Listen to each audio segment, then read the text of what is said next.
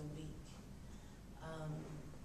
It's not enough, because it's if they had somebody stable there, a medical professional stable there, it would be much more helpful.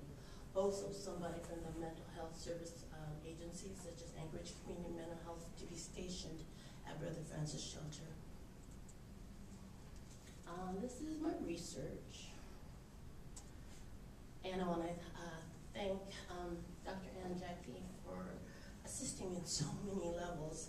First of all, she's involved with the interdisciplinary study degree and my gerontology minor, as well as kind of she held my hand and walked me through the process of the RB, which was really long.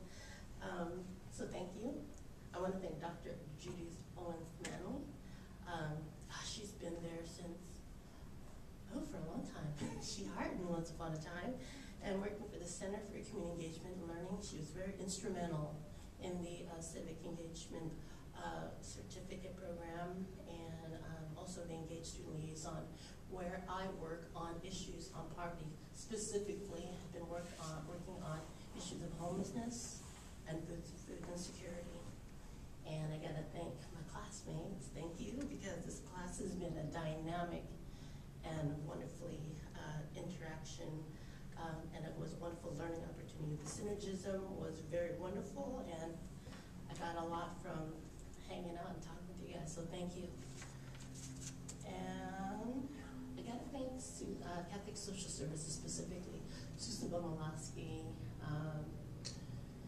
and Dave Rittenberg, Paul Albers, because they really were instrumental in this development of my research, as well as the list of these other organizations. So thank you for coming, and have a great evening.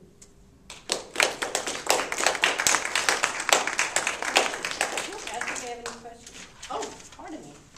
Does anybody have any questions? Yes, sir.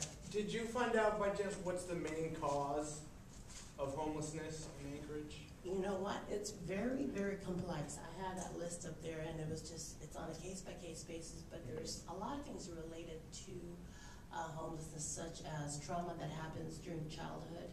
Childhood sees a lot of domestic violence, a lot of dysfunction in the family, a lack of support that seems to be a common trend, although not everyone who experiences childhood trauma ends up becoming homeless, but there seems to be a significant correlation with that.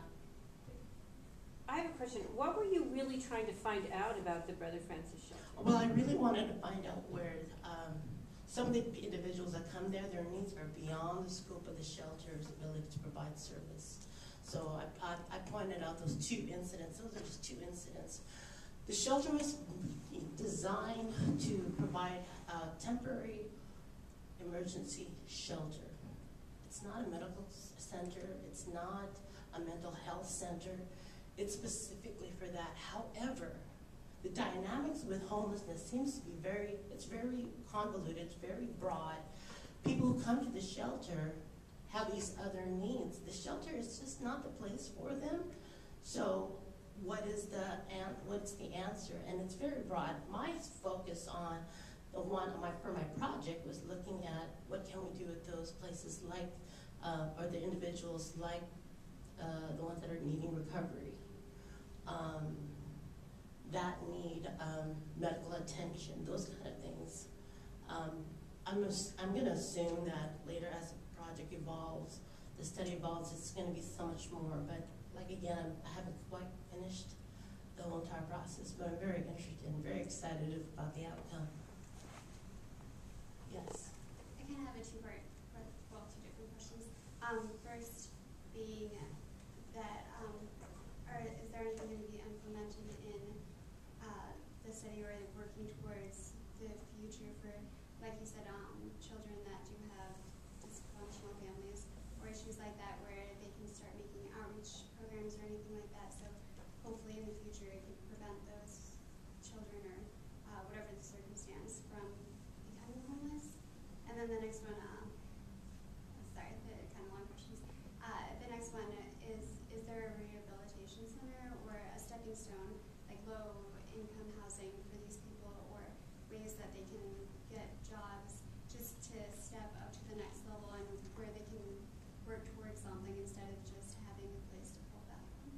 Those are really, really good questions.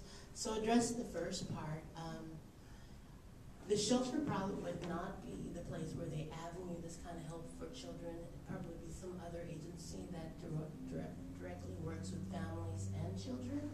And that's why you have future social workers and therapists that work on that type of issue area for families and children. It's very, very complex. I couldn't really I can't really give you a direct answer on that because on so many different levels, it's very, very complex. But there are, I'm going to be guessing on this. I'm pretty sure that there are some issue areas.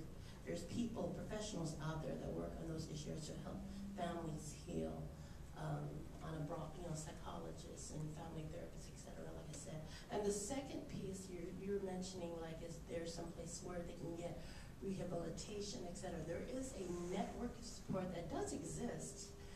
The challenge within the homeless community is that a lot of its homelessness, I believe, it's really difficult. It's not, most people, from the studies that I've read, and some of the people that I run into that shared some stories where it's challenging for them.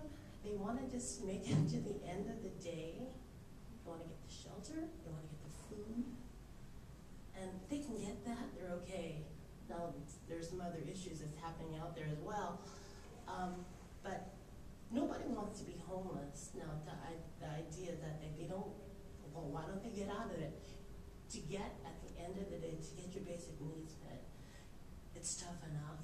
So it's, it's very incremental to get from one place. It took them a long time to get to that point for some of them. It's going to take a little bit more steps to get them out of it. And so they're in survival mode.